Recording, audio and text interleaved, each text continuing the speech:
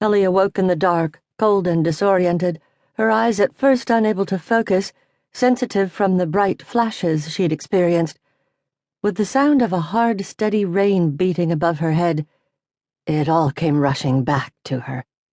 As impossible as it seemed, she must have been struck by lightning.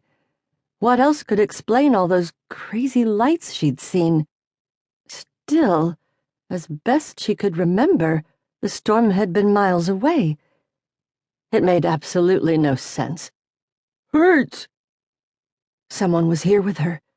It was a plaintive voice, vaguely familiar, as if she'd heard it, or one like it, before. She opened her eyes as wide as possible, willing them to adjust quickly to the dimly lit surroundings, as she stretched out her hand, feeling around her. Her fingers encountered a large furry mound. "Hurts!" "Hold on, I'll help you." Where had she heard that strange, reedy voice before? Not heard, exactly. Nothing out loud. More like sound and pictures floating inside her head. Oh my God! Now she remembered. The day after the mark had shown up on her breast, her mind had started playing horrible tricks on her. It had happened for the first time out at the Paul's ranch, when she'd been so sure she'd heard their cat speaking in her mind, as if through mental telepathy with pictures. And it had continued to happen ever since. Ellie jerked her hand back and bolted upright, immediately wishing she hadn't as a pain shot through her head and waves of dizziness assailed her.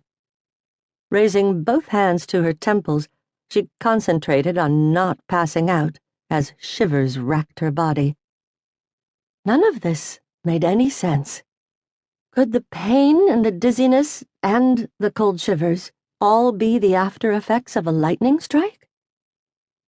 She didn't remember ever having heard anyone describing feeling like this after such an experience. Trying to calm herself, she breathed in deeply, an exercise that quickly told her she wasn't anywhere near her river any longer. In fact, the smells that assaulted her nose were those of a barn. It even felt like hay under her hands when she reached back down. With her eyes adjusting to the dim light, she recognized she was in some kind of a stall, and standing next to her was what had to be the largest dog she had ever seen. "Help!" The largest, most pitiful dog she had ever seen, she quickly amended. After only a moment's hesitation, she crawled toward the animal and, reaching out, she gently stroked her hand down his side. Something was wrong. The dog was in pain. Ellie had always had a natural affinity for animals.